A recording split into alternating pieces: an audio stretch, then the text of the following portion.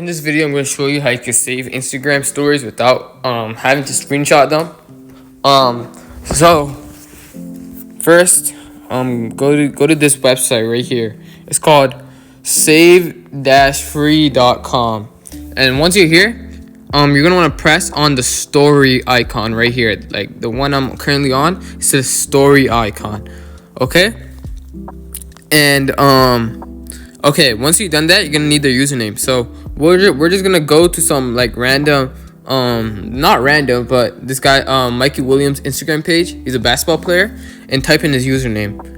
His username is Mikey. So we're gonna type in Mikey view.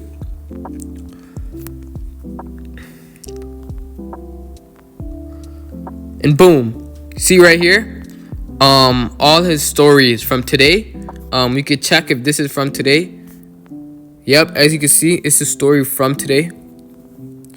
And you can just download these. We could download the stories in his bio as well. I'll show you guys his stories in his bio.